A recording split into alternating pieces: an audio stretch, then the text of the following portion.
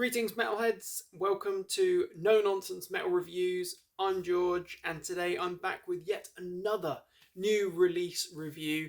2024 so far has been crammed full of some pretty stellar new releases, top-notch new albums delivered this year so far. We're only in May currently, but this particular release, I must say, I always find it really surprising, really shocking, just how polarizing some bands can be, and in particular, US death metal legends, because they are legends, let's face it, 6 Feet Under. Every time a 6 Feet Under album drops, a whole riot, a whole stir will erupt online.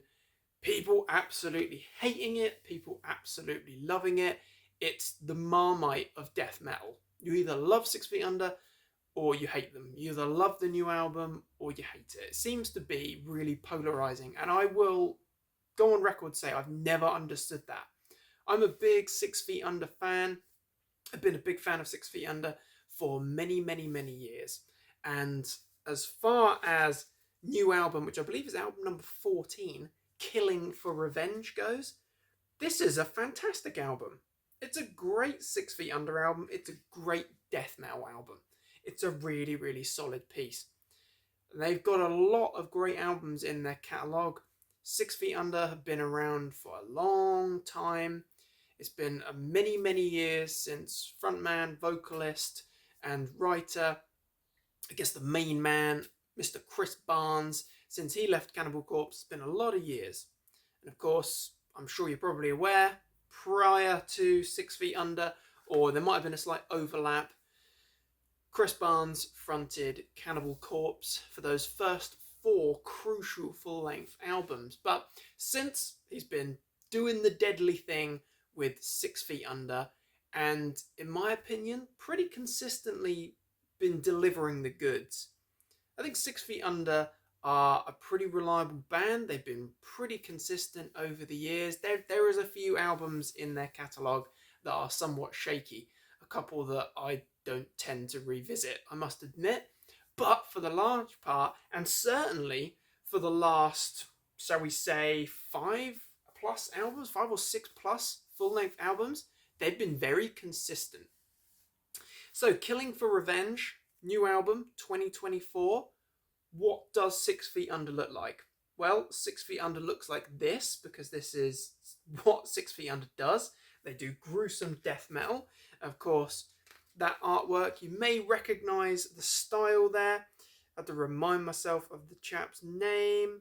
Cover art by Vince Locke. So Vince Locke, very renowned artist, may have seen various covers that he has done over the years for Cannibal Corpse, of course. So close association there. That's not the only association with Cannibal Corpse, though, of course, because on guitars we have Jack Owen, on rhythm there, formerly of Cannibal Corpse as well. So Jack and Chris Barnes, 2 ex-Cannibal Corpse members. Yeah, you're getting the pedigree here. Alongside Jack and Chris, we've got Ray Sui on lead guitars. Apologies if I've mispronounced that surname. Then we've got Jeff Hewell on bass and Marco Petruzella on drums. Awesomely, we've also got a guest appearance from Jason Sukoff on guitars on the track Neanderthal. So lineup-wise, 6 Feet Under over the years have undergone a lot of lineup changes. There's been people coming and going, little twists and turns here and there. However, since, well, Torment, you could say, I think that was circa 2017, they've had a pretty consistent lineup. There's been no major changes. There's, over the years, obviously been lots, but they've had a pretty stable lineup for a number of years now. And it's a good lineup. It's a good band. Production-wise, on this album, Killing for Revenge, the album is actually produced by Jack Owen. So in-house producer there. Production assistant, Chris Barnes, really keeping it in the family.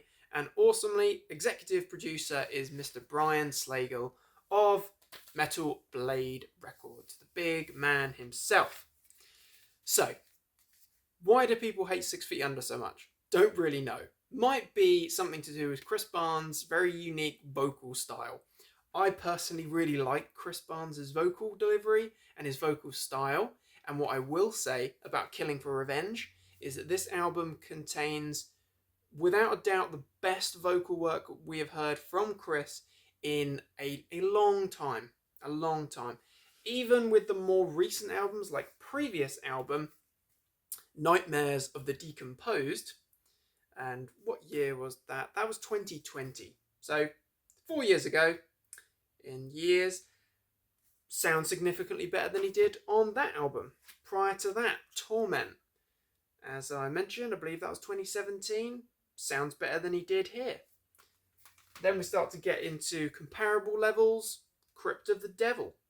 A couple of years before that, I believe, 2015. Sounds better than he did here. But the reason I'm showing these albums in particular is because I think these are very strong albums. They don't quite surpass the Unborn, Undead kind of double album, or double concept, which came out prior to these, which in my opinion is a bit of a benchmark point in 6 Feet Under's catalogue and discography. I absolutely freaking love those albums, and those were the albums that really got me hooked on 6 Feet Under. Absolutely love those to bits, but those albums in particular, I think Chris has been on good form, but here, this is Chris Barnes doing some of the best growling, horrible, bestial vocals that he has done in a lot of years. A long, long time. Some of the best vocal work in a long time. Overall, this is not going to reinvent the wheel. This is 6 Feet Under doing what 6 Feet Under does best, which is basically just producing solid, reliable, consistent, old school death metal. There's no bells and whistles, major intricacies or technicalities. It's all pretty stripped back, streamlined death metal. So if you like your old school death metal in the vein of bands like Obituary, for example, where it does tend to be a bit more stripped back, there's less technicality in there, as opposed to Cannibal Corpse, where you could say quite justly that there is a little bit more, certainly a bit of a faster pace overall, but there's a little bit more complexity in there, certainly a little bit more technicality on some of their more recent albums. That said, that it's not as though it's just caveman slam or anything like that. It's not just constant chug. There's great grooves, and again, that's been a long-running characteristic of 6 Feet Under's music, and Killing for Revenge is no different in the respect that it is packed full of immense grooves, really weighty, crushing grooves, really delightful headbang stuff, chugging riffs, really weighty, bassy tones, and of course, some pummeling percussions there as well. Album length, around about 45 minutes in total, so it's not a enormously long album. There's no sort of 12-minute long progressive concept pieces, nothing like that. It's horror themed death metal from absolute legends. Let's not discredit the credentials of the likes of, as I say, the legendary Chris Barnes and also Jack Owen and company. These guys are legends. They've been doing it a long time. So the album kicks off with I believe it was the lead single, Know Nothing Ingrate, which is fast, blistering, well, I say blistering, it's more like bludgeoning, hammering death metal, real chug fest, it's real driving stuff. But Chris, his vocals there, instantly, you can tell there's a notable improvement. Don't know why, but it just sounds brilliant. It sounds on fine form, and the whole track, pummeling stuff. Really fast-paced, delivering death metal, which reaches back, in my opinion, to some of the faster-paced previous 6 Feet Under material. Then we get second track, Accomplice to Evil Deeds. That's a very 6 Feet Under track. Definitely, it's a horror-themed track, of course, but it's heavy. We've got plenty of groove in there. Continues with that very significant groove for Ascension, third track. Big track. Very sinister, heavy, freaking weighty stuff. Then we get the very sinister, very unnerving, but a little bit more intricate track, I'd say. A little bit of a curveball, a bit more of a standout track. When the Moon Goes Down in Blood. Brilliant track. I would say that's personally one of my favourites. It does sound it sounds very 6 Feet Under. Sounds very old school death, but there's a real horror nature to it. Hostility Against Humanity, Bludgeoning Death, very groovy stuff, very catchy. Not as catchy as Compulsive. I think Compulsive and Ascension are two of the grooviest, most memorable hook-filled tracks of the album. Fit of Carnage, faster pace, picking up that tempo, punching you in the face with knuckle dusters of death, before bringing things right back down to a Neanderthal pace. See what I did there? Caveman, groovy, much slower track. It's a real stomper. That's the track where we have got Jason Sukoff's guest appearance there on guitar, on lead. It's a really groovy track. Very memorable because it just gives these heavy blowing, punching, pummeling riffs. Freaking great. It's really good stuff. Certainly if you like, if you were a fan of the Torment album, I feel that this album was really characterized by slower pace, pummeling, bludgeoning riffs. You got a real crush from that album, and that's what you get with a track like Neanderthal. Judgment Day, Bestial Savagery, Mass Casualty, Murdercide. They're all very, very 6 Feet Under, and they're all very deadly tracks. Again, there's no major bells and whistles there, but I would say, without a doubt, that all of these tracks are perfectly distinguishable. There is a definite difference. It's not one of those albums that just basically merges into one solid blur of just pure chugging and blinding drumming or anything like that. Not at all. Every track stands out in its own way. And those last tracks I just mentioned there, Judgment Day, again, very, very good stuff. Bestial Savagery, a little bit more aggressive maybe, a little bit more of a faster pace, as is Mass Casualty, Murdercide. Spoils of War is a little bit more, I'd say a little bit more groovy, perhaps. Certainly a little bit more traditional in its sound and style there, but a decent, solid 6 Feet Under track. And this particular version includes a bonus track. I don't know if it is a bonus track or if it is just the closing track on the album. A Nazareth cover. Of course, 6 Feet Under have a long history of covering rock and heavy metal classics. Everyone from AC/DC on numerous occasions to Judas Priest, Iron Maiden, and so on and so forth. There's been plenty of covers in there of classics. So they've got a cover of Hair of the Dog there at the end, which I can't necessarily say that I need to hear that again, but it does make for a little bit of an enjoyable listen. It showcases the musical ability and capabilities of these guys because it's a very well done cover. It sounds good. It's enjoyable enough. But it's all about those main original material tracks. Absolutely. And I mentioned the musical ability and the solid musicianship, instrumentation from those guys. These musicians, these guys, this band, solid. You can't fault their musicianship. It might be more simplistic in its style and approach, but is that a bad thing? Does it need to be blindingly technical?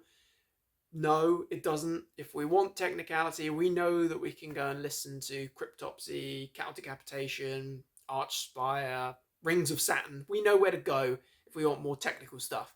But if we want some groovy, chugging, headbanging, horrific death metal in the old school style, we know that we can rely on Chris Barnes and 6 Feet Under to deliver the goods. So I'm absolutely loving that album. Can't really understand the negative reception, although I will say the reviews that I have seen of it, and I do tend to stay away from reading other reviews. Obviously, I want to eliminate bias for this, but I have seen a lot of positive things coming through. A lot of reviews saying, or clickbait articles saying, oh, this is the best 6 feet under ever, or this is absolutely amazing. What's happened? What's changed? Actually, it's just 6 feet under doing what 6 feet under do. But in this example, Killing for Revenge, it's a particularly good album. I love it. I think it's one of their best. Certainly beats its predecessor, Nightmares of the Decomposed. This came out at a bit of a random time, obviously pandemic central. But I did actually pick up the box set version of the album at the time, which came with all sorts of bonuses, including a face mask, which is still unused in here.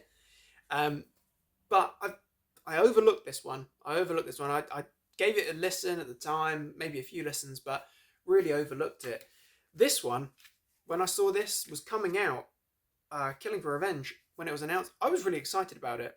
So, bang on. This is the right time for 6 Feet Under. Clearly. Tracks that you need to check out. Know Nothing in Great, because I think that's a killer way to start the album. It's an unconventional, so lyrically it's unconventionally 6 Feet Under, but it's fast and it's pummeling and it's deadly. When the Moon Goes Down in Blood, because it's a real sinister standout there, but it's a solid track. Absolutely brilliant. I would say Neanderthal, because it's absolutely fantastic. Really slow, got that real obituary vibe there. It's groovy. And Mass Casualty Murdercide, because it's classic 6 Feet Under. Fast, deadly, awesome. All round, a very, very good album. Good vocals, good instrumentals, just solid, reliable death metal. As I say, if you like Obituary, Cannibal Corpse, Cancer, if you like these bands, these old school bands, then you're going to dig 6 Feet Under. If you've been put off because of all the negative press over the years, give it a chance. I'm telling it as an open-minded metalhead, give it a chance. It's absolutely worth it. I'll put some links to some of the tracks in the description, so all you've got to do is click and give it a try. So, my friends, check out the album if you haven't already. If you have heard it, what are your thoughts on 6 Feet Under in 2024? What are your thoughts on Killing for Revenge? What are your thoughts? Very interested to hear thoughts and opinions of others as always. But thank you very, very much for watching, my friends. Please do feel free to like, subscribe, share, comment. It's all very, very much appreciated. Thank you for your continued support. Take care of yourselves, metalheads. Do check back soon for more reviews and recommendations. But until then, stay freaking heavy.